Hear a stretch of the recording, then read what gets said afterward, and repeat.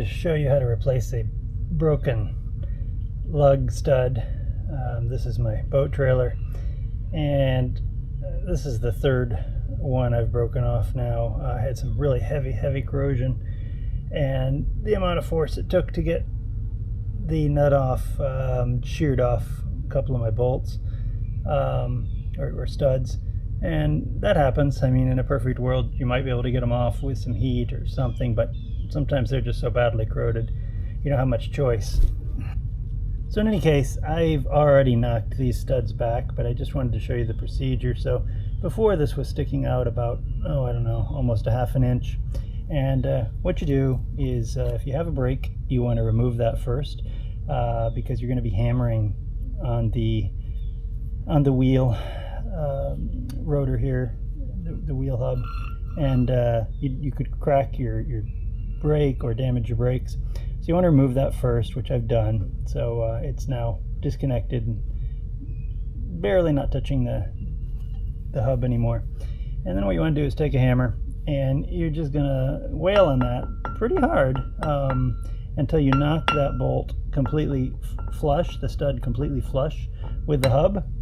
And then you need to find yourself something that's just a little bit smaller. In my case, it was this bolt, just a little bit smaller than that hole. A little bigger than this would be ideal, but it was good enough. And then you take your hammer and you're just going to continue to drive that through.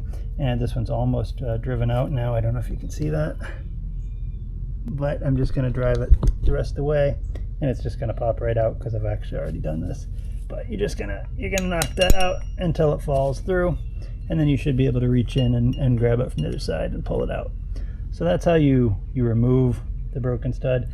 I've already cleaned this wheel up. It was pretty dirty, or this hub, and I've even cleaned up the remaining bolts a little bit, so they don't look nearly as bad as they did.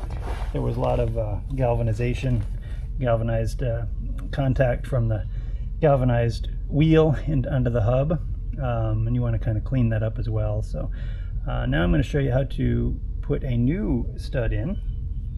So first, you're going to get yourself some replacement studs, and I got these from Advanced Auto Parts. You can get them online as well. You do have to make sure they are a match for the size, the length, and the thread pitch of what you're replacing. There are some standards out there.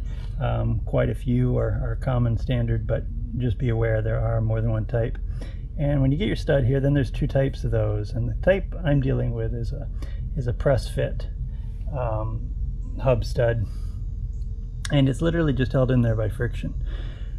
So what you want to do is you want to feed that through the back side. There you go. And you're going to get it as far as you can by hand, which is not going to be far enough. And they do make a specialized tool to pull these through, but you don't really need it, especially if you're not doing this very often. And so another way to deal with this is get yourself a nut that is bigger than the bolt that you're dealing with here, the stud. So as you can see, that's way too big to screw on, and that's intentional. And then a couple of washers.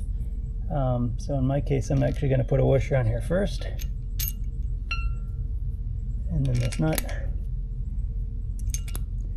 and then another washer, and then an actual true hub, or I'm sorry, an actual true wheel nut here.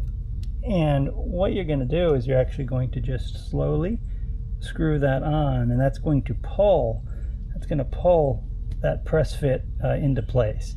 So you don't want to over tighten it, you just want it to seat properly and make sure it's all the way down, and then you're going to remove all that. So let me go get my ratchet and we'll go from there. All right, so now we've got the ratchet with a 13/16 drive on it, ratchet head, and we will start gently move along. Make sure we're making progress there. I'll put my finger back there and make sure it's not turning. It's not. That's good. So it's pulling in like it's supposed to be. And you can sort of check the progress maybe with your finger in the back there. Just be careful, don't get pinched. And you should see that bolt advancing.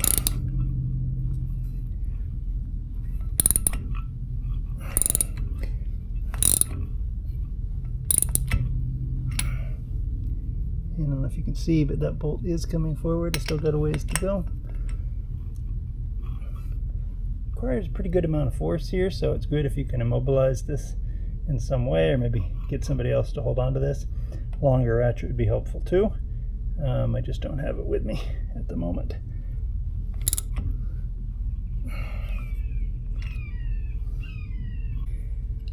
Alright, I'm now switching over to my half-inch socket with a half-inch ratchet with a deep socket in there. I don't need the deep socket. In fact, I'd rather not use the deep socket, but it's what I could find lying around quickly because I'm running out of daylight here. So I've just done this and put on my glove so I can get better leverage. That's the only reason.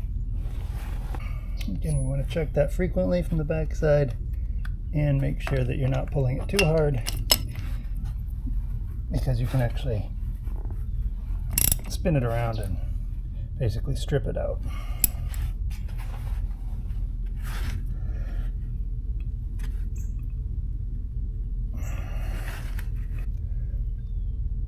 Alright, once you got that all the way, and again the depth is going to matter a little bit on how much spacer you put in there, but you can sort of visually see it should be same distance, and more importantly you're going to feel back there and it should be flush, and then you're going to reverse your ratchet and you're going to take this guy off. Sometimes it takes a bit to break it free, and then it should come off pretty easy after that. By the way, it's best if you can use a lug nut that is kind of dedicated for this purpose, not a lug nut that you're going to use to put back on the trailer.